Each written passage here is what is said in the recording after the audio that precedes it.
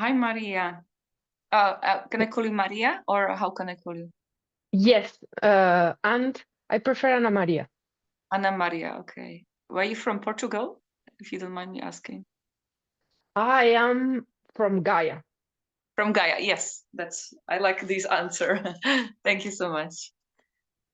But anyway, so let's just dive into the topic, I think. I'm here to make an interview. I asked you for interview about the anger, conscious anger, and yeah, you said yes a few times. And so that's why we are here recording this session, and I'm a bit scared being recorded. And I have many questions. So yeah, in meantime, I'm centering myself, taking a few moments to connect to Gaia. And so my research is about rage clubs in possibility management, like the rage work. And so some of my question is like, if it's okay to straight dive into the topic. It's Yes, and where is yes, what I go. hear you say, yeah, what I hear you say, Kamala, is that you notice that you feel fear. And so I invite you to check out what is the fear to see if it's emotional fear, and then you can, put it aside, or if it's a feeling fear. And so that this space is also enlivened with that information from your heart. Okay. Will you give yourself a moment to check what is the fear about? Okay, thank you. Yeah. Yeah, it's more emotional fear actually. Of Being seen, and I don't know who. This then it goes into my strategy. I have my own strategies about that. Then my behavior might change. I notice. Okay. And so what I invite you is, since you have it, to now you can sort of choose, do you want to act on that or do you want to put it aside? Yes. Yeah, I will put it on the side because I want to Great. focus on the okay. So yeah, my question is about the anger. I've been just to put context, I've been researching anger work for 6 years, and with up and downs. So it's a big topic for me, conscious anger work. And I noticed turbulences and fruits from this work. And so my question is, when people go to Rage Club, where is that? How, or where is that point where it works or where it doesn't for the person, where it's becoming like misused, like where anger is, where yeah, I'm researching this part of the anger work, let's say Rage Clubs, where it's benefiting us to be in a rage club and learn about conscious anger, and where it's not working because it's being misused, like I'm not using it properly, the conscious anger, or it's becoming emotional, or it's, yeah, can you give me more clarity or help me with where it could go wrong, let's say, with having a rage club and rage work? What could go wrong? When I hear this, what comes up for me is this distinction about zones. That you can be in what I call the green zone. And the green zone is a space where you're gonna be on edge, you're gonna be feeling things, and these feelings, you're gonna be discovering things because you're at the edge of your box. You know, when you're in the marshmallow zone, you're comfortable, your life is not challenging. What is happening in the environment is not challenging you or expanding you in any way. And Marshmallow zone, did you say? Sorry. Okay. yes, I call this the marshmallow zone. And in a way, you're dead. In a way, you're not becoming more alive through following your fear. You're comfortable. And then the green zone is when you dare follow your fear and be in this edge of discovery. And for people who can who can go in a rage club and be in this green zone where you are feeling fear and you are and you're the fear is opening doorways of discovery and your capacity to feel not only fear but also all of the pain of the aliveness of feeling is being fuel of transformation and of evolution for your being. And then for some people, going into a rage club could mean that they go into the red zone. What I mean by the red zone is that it is so it's like past the edge of what they can hold, and they go immediately in survival, and they don't have the skills and the tools and the matrix to go into a space where, yes, it is challenging, but I am navigating the space, and I'm evolving. What do you mean by red zone? Like, what can you give me example? Like survival. What kind, or have you got experiences as well? Like it happened. Yes. I have experiences with clients who have been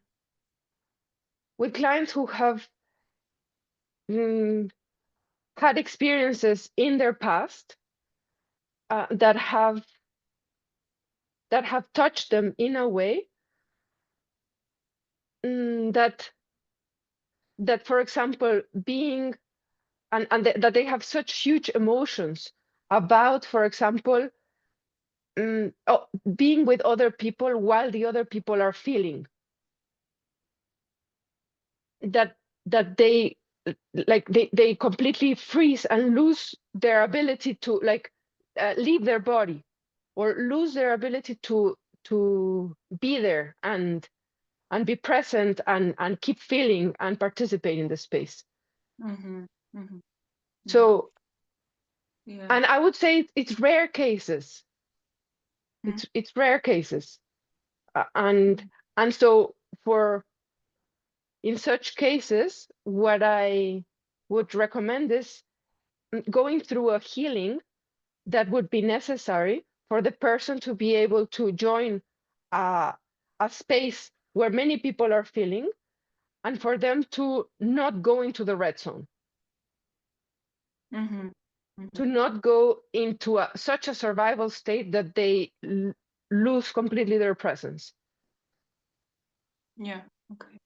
Yeah, I'm drawing my own example because I've done a lot of Osho work. I've lived in a community, sannyasi Osho community, where there is a lot of rage work 6 years ago, and I kind of entered liquid states. And but my bad example from the rage work, I continue, and I'm very committed. I still continue researching, but my bad example is that I try to apply it into conscious relating work. And then I start being like too loud, for example, and my family almost like closed doors on me, just because I was really enthusiastic from these workshops. It's like being high on the work. And so that's what I started to perceive as a danger, and I was kind of hiding my own work. So that was my journey, that I was learning many other ways, just writing or not being so with public, how to so I don't know. Have you got anything on this topic of like how to bring it into conscious relating? Because then you are filled with this workshop space energy and learning, and how can you bring it that it serves the conscious relating with blood family or with a loved one or with friends, so it doesn't start destroying? Where is the edge where it's not just destroying the relationship, that people are not overwhelmed by you or whatever? Yeah. What I want to say about that is, first, that you mentioned this Osho work, and I want to bring a distinction between the path that this Osho work proposes and Rage Club. And the distinction is that through engaging with anger with Osho methodology, it's a process of catharsis. Mm. What I mean by catharsis is relating to feelings, relating to anger and sadness and fear and joy, as if it was basically an error in humanity, in the design of humans. And so when anger comes, the proposal is to get rid of it, is to go into this high intensity anger and do these sessions to get rid of the anger, to release the anger. And then the anger will come back. And then you have to release the anger again. And so that is catharsis. It's a process of like getting rid of the energy. Mm. And yeah, okay, go. and Rage Club, what is proposed by Rage Club is cathexis. And in cathexis, the relationship to feelings is that they are this neutral source of energy and information for your life. And so as this source of energy and information, it is not convenient, it is not adequate to get rid of the energy, but rather to use it, to use the energy and information, to circulate it and get the information and use the energy. And so in the path proposed by Rage Club, part of it is starting to clean the pipes of anger. Because after years and years and years of growing in modern culture, where we're taught to repress the anger, what happens is that these pipes of emotional energy get really stuck. And so people simply don't feel anger, or their numbness bar of anger is really high. And they don't feel anger until it's really high, you know? Okay. Yeah, I'm most, yeah, go.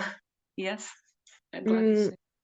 And so part of the path is cleaning this pipe so that the person is capable of feeling all of the anger from 0% to 100%.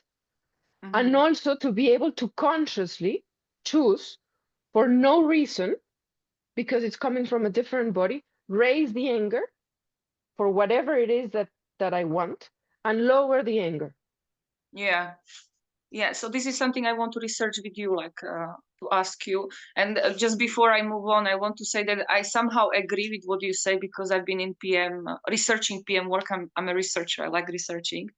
And I'm committed to learn about this conscious work of feelings. And yeah, I can see the distinction. And I somehow agree with what is there. But anyway, it's part of my research. And I want to just say with my experience, because I've done a lot of experience with release work, with not just Osho, tantric work and so on. There are some benefits, but as I said, I entered the gray zone. I was not sure, so that's why I continued research. But yeah, I'm glad that, yeah. So that's why I want to move on to this topic of conscious anger, where, for example, if I go to Rage Club now, as someone who has some experience of cleaning my pipes, what can I gain on a level of setting a boundary, let's say, like conscious anger for my life, to set a boundary? What will I gain in a rage work myself when I enter now at this point after years of experimenting? And I want to, this is my desire, like I want to practice more having healthy boundaries with people, having more clarity, and not to just be in a high intensity. I want to use it for my life, for my creation. Now I'm in this phase also. How can Rage Club help me, I want to know. Yes. What comes up for me now is you touched it in the last question you asked, of revealing how in your experience you started doing this anger work, and you were very enthusiastic and started getting really loud about it, and it created some result that I get the impression is not the result you wanted with your friends and family. Yeah, not always, yes, especially my family, my blood family. And the one of the part of the goal of Rage Club is creating this container where a team of explorers, researchers, can go together in the safest possible that I know of space to do this inner work of anger that involves, yes, cleaning the pipes, which is something that I hear you have worked on. So yeah, just getting all the stuff unstuck and being able to feel it, because there's people that are not able to feel it. And then distinguishing between conscious anger and unconscious anger. And so conscious anger is when I am choosing to get angry for something. And unconscious anger is when I am angry because of something that is happening outside. If I am angry because of whatever is happening and it's a reaction, then I am not choosing to get angry for something. And with this also comes a distinction of the feeling of anger and the emotion of anger. And so at the beginning of working with these repressed feelings that have been repressed in the lives of people for so long, since childhood and many, many years, there will be a lot of emotions. And I want to bring the distinction that a feeling is this neutral source of energy and information that informs me about now. And so then I can listen to the information and use the energy now, and then the feeling is gone. And an emotion is when this feeling was born in the past, and because of the life that I was living, probably in modern culture, like the strategy was not to feel it, because feeling was not okay. And so then I blocked it, and energetically I created like a balloon of energy inside of me, and I'm carrying all of these emotional balloons. And then whenever anything happens in my life, I react. And then this balloon is like a door that says, hey, I'm still here. Take care of me. And this is a doorway to heal that emotion. So this is the value of also emotional healing processes. It's about going to the past, to the root of the emotion, and really listening to it, letting it express, and integrating that energy, like reclaiming a part of your being that got stuck in the past, so that there's more and more space for now. And this is another distinction that Rage Club brings, and also the possibility to heal and research with a team. And this brings me to another part that, as a Rage Club space holder, is one of the things that most excites me about Rage Club. And when you ask what would I get, you would get the possibility of experiencing what it is to be a team, to make village, through connecting with others who are excited about a similar path. Like there is nothing in my experience that so ecstatically brings people together in intimacy than being vulnerable. And Rage Love is one of the it's a highly vulnerable and intimate container. So it brings the possibility to make team and make village with people from all over the world, or in person, if the Rage Love is in person. Yes, so I'm hearing this. It sounds amazing.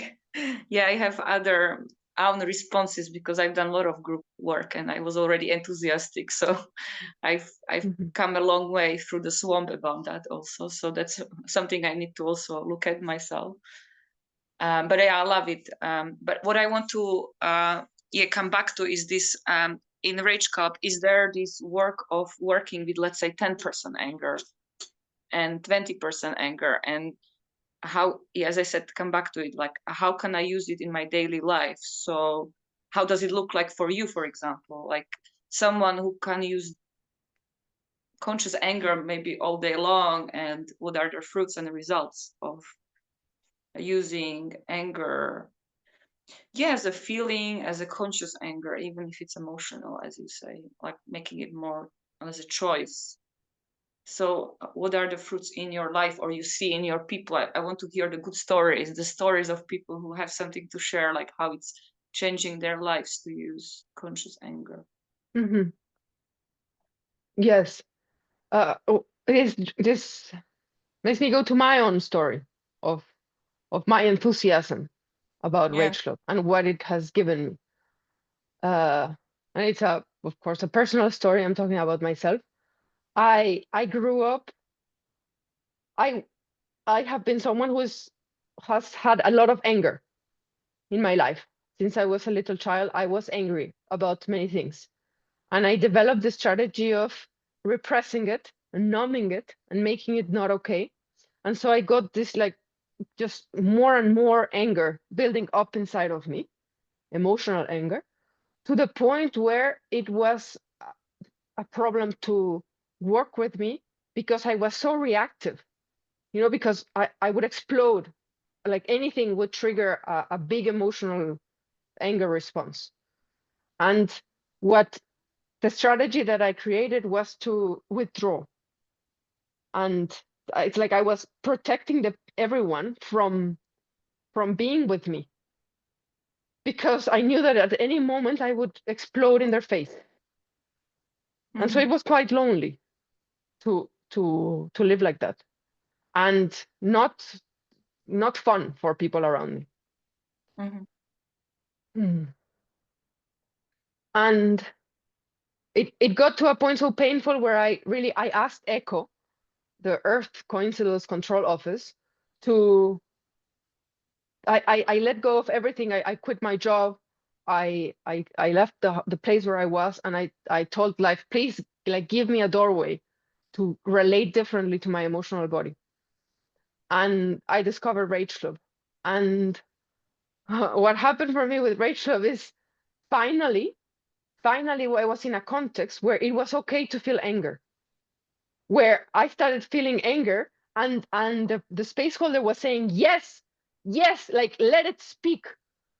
The space holder was relating to my anger not as something wrong that I needed to hide and repress, but as a source of aliveness, with a lot of respect and value for this energy. And so then I started, just unpacking and clearing all of the pipes, and then like layers and layers of healing all of this emotional anger that gave me so much information. And I'm doing, for example, 333 anger. Are you familiar with this practice? Yes. So 333 anger, I did for like a year and a half of 333 anger, because I kept getting so much value. And now I'm on fire to keep sharing this work, because everyone is angry and I can see it. And this anger has so much clarity. And the thing is, clarity creates possibility. So I want people to have access to their clarity that opens the door about what is it that they care about. What people are angry about is what they care about. And I want people to be alive in this earth with this, with this being consciousness of what is it that is important for them, so that their lives becomes about that.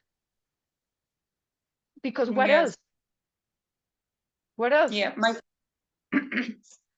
And yes, And I also want to say, in a more practical level, or in another dimension, right now, I'm using about 5% anger to have part of my attention on where is my center, Mm-hmm. to keep part of my attention on where is my attention, and to place it in my center, Yeah. so that I am here and now, and I'm connected with all my bodies. So Mm-hmm. this takes practicing conscious anger to be able to notice, oh, now my center went somewhere else, and that's going to have a Mm-hmm. consequence. And so do I want Mm-hmm. my attention to be over there, or do I want my attention to be in my physical center? And then another skill is the ability to say no. To say no. Most people in modern culture are not able to say no. And when people are not able to say no, then their yes is not real. Mm-hmm. You get that? Their yes is a lie. And Mm-hmm. so it really blocks the possibility to relate as adults. If I cannot ask you, Kamala, will you host me 2 nights in your house? If you are not able to say no, Ana Maria, then I am not really, it's not really responsible for me to ask this question, because I risk abusing you if you don't have a no. And that's also Oh, why, you get yeah, that? this is a very big topic. Okay, yes. Mhm. Mm-hmm. So Mm-hmm. this is also why in holding space for people to start holding space for their lives, and then for their cultures, for whatever they want to create, the ability to say no comes first, so that Mm-hmm. I, as space holder, cannot abuse them. Yeah, actually, this is a big topic. Thank you for bringing this up. Because I'm relating to, I love conscious relating work, and I've been relating to someone, and I noticed that I'm becoming more dangerous in asking like yes or no. And but yeah, this is a topic about that people cannot say, and how can you relate to people who you notice that they are still not. Yeah, I don't know even how to enter this topic. I will need to digest, but I'm Mhm. glad you brought it up. Yeah, this is one of the skills practiced in Rage Club, and it involves also tuning into and choosing what is enough anger. How much anger do I need for something? Mm-hmm, mm-hmm, That is choosing. It's not the same anger that I'm gonna need if a man is coming close to me, and I don't want that, and mm-hmm, and and so it's not the same anger. mm-hmm.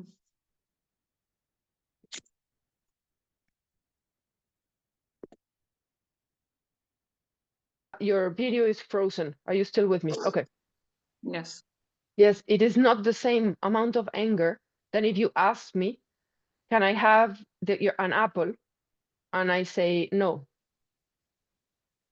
So Yeah. that is choosing how much anger is needed for what boundary, for what Mm-hmm. clarity, to Okay. create what possibility. And is it in a rage club like a same kind of uh, how say template for all the rage space holder, or they a little bit alter, or is it something similar that all rage space holders teach the similar or same things, or how does it work with the rage clubs in possibility management? Mhm. The I'm content. glad that, yeah, I'm glad that you bring this doorway. You said teach, and that's part of the pieces of the context of Rage Club that I love, which is that it's not a teaching and student, or learning environment when one person, the space holder, knows and says the knowledge to the others. Rage Club it's a collaborative learning environment where the space holder is using his or her conscious anger to hold a space, and evolving in that dimension of space, of using anger to hold space. So the space holder is just as much on edge and liquid and discovering as the participants who may have less matrix, so less consciousness in action about rage, to discover how to hold space for themselves to say yes or no, to say, I want this, I don't want this. And what I want to bring is the context is this collaborative learning discovery space. So to answer this question, there's no template. That's what makes it so alive. It's about being with the team, being with the participants, and discovering what is possible, what is a necessity, what is the next step needed to evolve in becoming more conscious of anger. Yeah. So if I use the old thoughtware, like you have this distinction in possibility management that you use the standard old thoughtware, human thoughtware. I could say that some space holders are better than the others, or some rage clubs are better than the others. So I could still say that, like, if I have this box, let's say, or because then it means what I'm gathering that not every rage club is the same, not the structure is the same, and maybe I will gain more from one rage club to the other. So does it mean that, yeah, for example, depends what I choose, so that's what I get, like not all the rage club space holder will give me the same value, perhaps what I'm expecting. Yes, what I would invite you is to shift to not standard human intelligence thoughtware, and actually to check why would you choose that thoughtware. Yes, I am conscious about this auto tour, and I'm curious to. I keep expanding with other thoughtware, or I don't know how upgrade it. So I'm learning about that, and I notice, yes, it's a great exploration about that, because that's what I learned. Yes. And what I sense is that behind that question, there is something in your heart that is happening that births this question.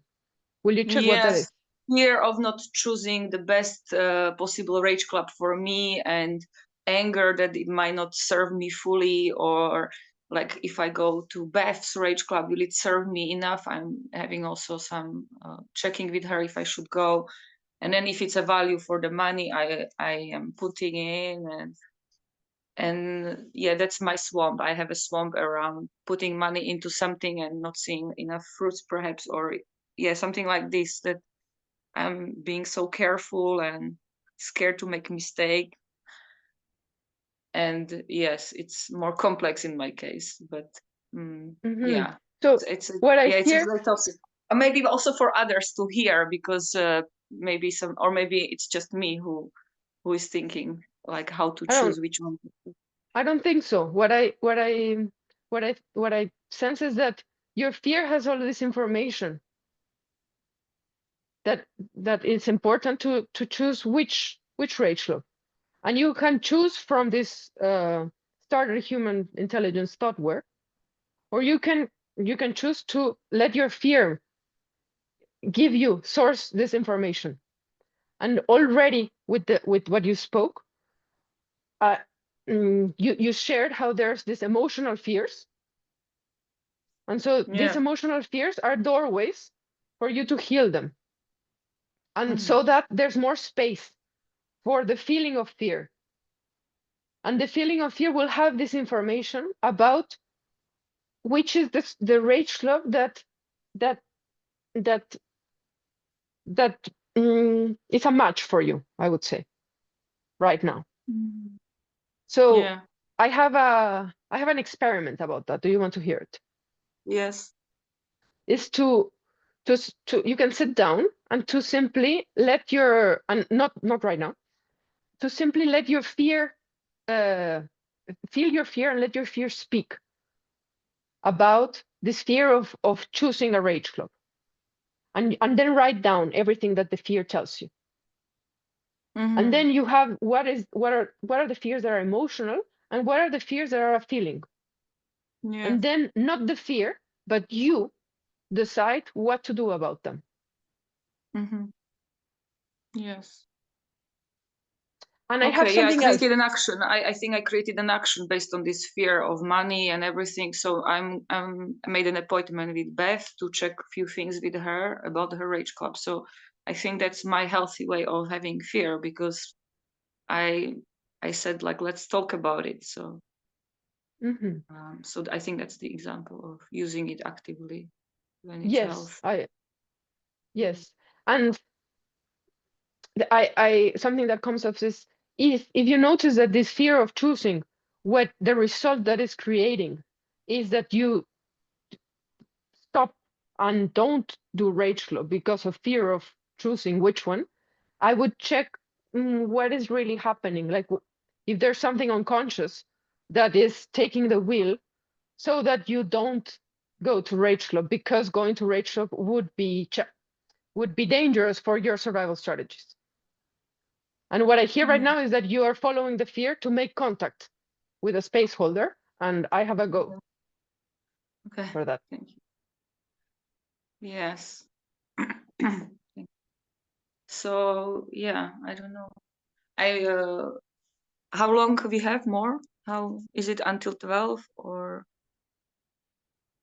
I have 10 more minutes. Okay. So I'm reading now a book, Conscious Anger for Women, and I quite enjoy it because it's written by PM people. It's Yeah, and about will you using say written by who, so that as a way to flow power to this woman who wrote this? by Julia and Alice from PM. And I'm going through it, and it's interesting because I'm using my anger like 10% and 20%, and I quite like it because I notice in myself that when I was practicing boundary setting, I was becoming very loud sometimes in my conscious relating work. So it's a great experiment. So I want to come back to this boundary setting. Like in Rage Club, usually you see people saying that it's about saying no and yes, what I want, what I don't want. Yeah, and I think, is there anything else you want to say on that? Yes. What you're saying right now, and it's, you touched it earlier, reveals that as someone starts making contact and being a yes to their anger, it becomes necessary, the skill of how do I relate now with other people and with the world, now that I'm being a yes to my anger and that other people might not be. Yeah. So that just happens. And so the necessity to hold space for my anger and to hold space for me, how it's gonna create disruption if I start feeling anger and people don't feel anger, which creates a doorway to transform the relating space into a more alive relating space, and skills of holding space for relating spaces and navigating intimacy. And so part of navigating intimacy is this ability to say yes and no, to say what you want and what you don't want, and also to make proposals. So the ability to make proposals is essential in creating the intimacy that you want. Yeah, I noticed that I moved to this stage already because I'm very, very committed. I love conscious relating work. So so I can see the fruits of this work, and it's really interesting that yesterday I just, for fun, or how to say, I was reading some sentence from the conscious feeling work written by Clinton. I only have a sample, and it says, more consciousness you have, more you will have the responsibility. And like it's consciousness in action, being responsible. And and then I realized that actually I seem to have more responsibility in relationships sometimes, because or it's just something to think about, like to be aware of that, because some people choose not to have responsibility or choose not to have consciousness. Or it's a very interesting, edgy topic, I think. What if you have anything to say? Because more your consciousness is rising, and I'm inviting people to my space to be more clear about what they want. But in fact, I'm being dangerous for them, because then they're becoming more conscious, but then more responsible, and not everyone wants to be responsible. It's a very interesting Yes, and topic. yeah, and I would check which part of them wants to be responsible, and when I say responsible is what you just said, is this consciousness in action. So which part of them is a yes to their consciousness expanding and basically having more space for their being and for their aliveness, and being more able to respond, being able to create more possibilities, being able to shape the universe, like to be in an alive relationship with the universe, and which part of them wants to avoid responsibility. And as a space holder of your own anger, and as a space holder inviting people to expand their consciousness, it's useful to have the distinction that people will react, people will have resistance. You're asking people to go to the edge of their box and Yes. to meet their survival strategies. And so the part of them that is unconscious is going to resist that.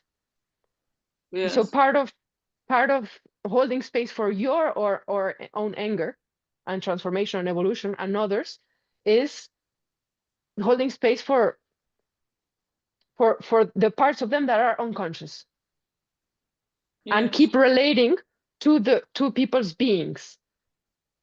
That is most often really hungry to come alive, and really hungry to expand, and to be more consciousness in action. Yeah, I think this is my a biggest work of my life. I love researching and practicing this, and it's not easy because of the gremlin, let's say, coming alive, or if you challenge people too much. And it's very interesting edge, and not to challenge people sometimes too much, because it's like, I think, holding space for EHP. They don't have enough matrix to meet you. I am researching this, so if you have anything to say on that. Yes, what I have is again how this the more I am real and authentic, and the more I will be someone dangerous for someone who is in a modern culture context where it's not okay to feel. And so holding space for my anger also involves holding space for the relating space of between me and people who don't have that matrix yet. And a very exciting path that has been for me is, how can I be on their team? How can I then start opening doorways? And then for me to evolve in holding space for them to hold space for their anger. Yeah. And to bring these distinctions to them experientially, so that they get, okay, now I'm having an emotion. And so that they get, this is an emotion and it's possible to heal it. Yeah, becoming to a conscious relating work. I know the Rage Club work, but I think for me it's very important, because that's what comes alive for me when I'm relating with other people, and I'm so passionate about this anger research, and then I'm still in relationships with people, and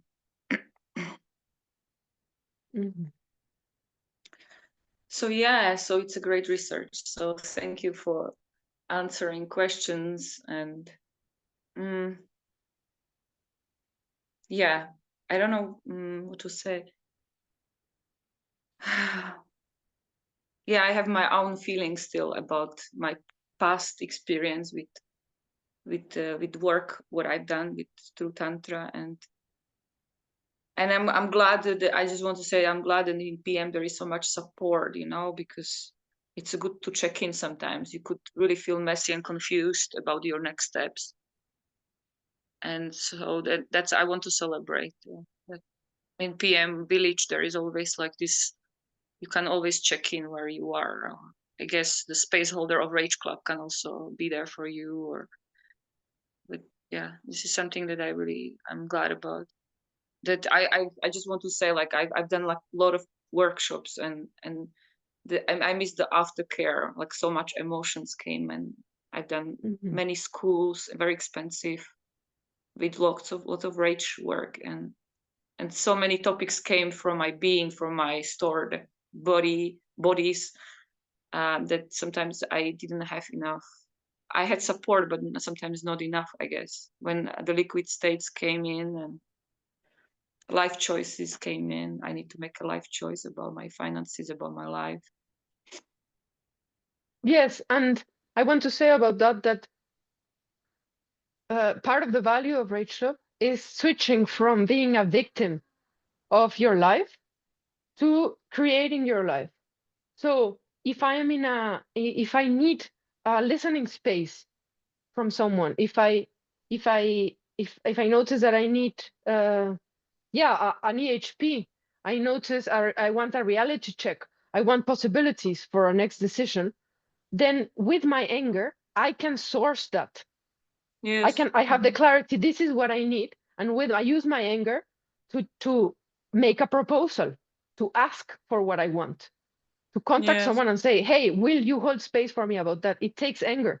And that's part of the value of switching from waiting for life to, help me, which is a child ego state level of responsibility, to being the author of the life and being at the will, and so creating Yeah. whatever it is Yeah. that you need. Yeah.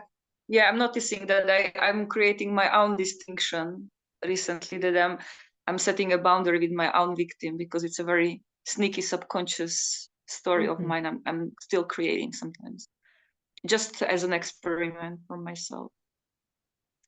But yeah, this was maybe last question I had from the beginning, but maybe we answered is yeah, I think what I'm learning that anger is a vulnerability. Setting a boundary could be all considered as a vulnerability, because yeah, and where is the edge where it's not being vulnerable, where I'm being angry and actually it's not vulnerability anymore. I'm just protecting myself. So there are pitfalls of working with anger, I can imagine, like in real life, where I'm being the rage club space holder, or I'm being participant of many rage clubs. But I think there is a pitfall of this work. I really think so. That where I that it's not no more vulnerability for me. It's just yeah, there is yeah. Where is the edge where I'm losing the vulnerability of using anger as yeah as that What I get from your as question. protecting something else, yeah, and covering what I'm really feeling perhaps. And I think Mhm. I really think that many people who practice anger consciously still can fall into pitfalls of misusing it somehow, or using it as a protection and not a vulnerability. So what I want to say about that is how when you say pitfall, what I hear is another edge of a learning spiral. So another discovery. It's like Mm-hmm. a beep, you know, Mm-hmm. a, a beep, and then a shift and a go. The possibility of a shift and a go, and that Mm-hmm. will gladly, for me, continue to happen Yeah. mm, constantly. So that's how I can evolve. And when you speak of how is it possible to use anger and to that I'm not making myself vulnerable while using anger. What I hear is using anger without being connected with my heart. And Mm-hmm. in that case, it's it's unconscious anger. It means that is my gremlin, that is a part of me that is unconscious, that is using the anger as a weapon instead of as an energy for love and for clarity and for possibilities. And then the anger is serving unconscious purposes. And so that is why a part of the work of Rage Club is this basic yeah, soon got excited, is practicing basic inner navigation skills. And one of them is the ability to connect and speak from the heart, and to have the reference of, am I speaking right now in connection with my heart, or am I disconnected from my heart? And that's, so when you say pitfall, I would say that's one of the learning spirals that come with Yeah. Rage Club. Well, it sounds like the danger of Rage Club for me. It's when there are not enough distinctions to check with people, and people still can go on their learning spirals or whatever, and still use it unconsciously at times. Like it's still, you're learning, but you're making a lot of mistakes. But I think it doesn't give a good promotion to anger, because if you don't promote the anger in conscious way, a lot of people will still say, they started like judging you, like you used so much money on this anger work and you still cannot use it consciously. So this is kind of my fear and awareness, that this Your is so fear. hard for me to learn to be on the side of the conscious anger sometimes, because even I've practiced a lot and I'm learning, still there are leaks sometimes, or something comes, or reactivity. And then people who are still in the ordinary culture or modern culture, they will still might use it against you, like your best Against friend, me? or against me, Against like me, for example. Yeah, like I'm noticing that it makes my work harder sometimes, that I need to be so committed to learning about conscious anger, because I'm not perfect sometimes. I have the learning So points. what I get is that you still have this standard human intelligence software of, and this fear of not being, that there is some things that is perfect, and then the fear that you are not perfect. And what I invite you is to flush it down the toilet. Yes. Will you do that? Yes, the perfection, the image of what is perfect and what not. Yes, Yes. this idea that you have to be perfect and that there is some things that is perfect. Yeah. Okay. Yeah. Will you do it now? Yes. How? Go. So you can do you have a energetic to compost toilet? What kind of? I could make one. Yeah, I could make one. Yes. Okay. So you open the lid. Mm-hmm. Does Okay. it have a lid? And then you Yes. put this story that there is something that is perfect, Yes. and that will make no mistake, no discovery, therefore. And you put it there. You make a sound. I don't know what sound that story has, but you make it. Okay. What is the sound? Here. Yeah, well, but for any energetical move, sound needs to happen. Okay.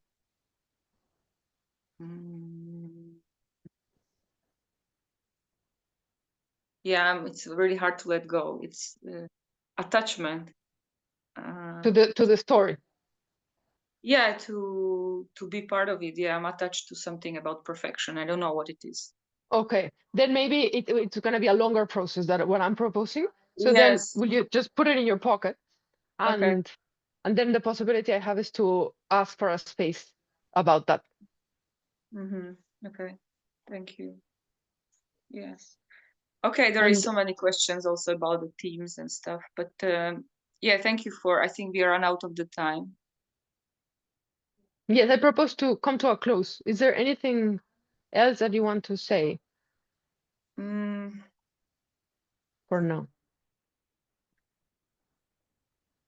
No, actually, no. I think it's complete. Yeah, I think there is still so much to explore about different topics and distinctions. Gladly. Yeah, I think it's good for now. Thank you so much. And do you Okay. want to say something about your Rage Club before we go? Because you're also Rage Club.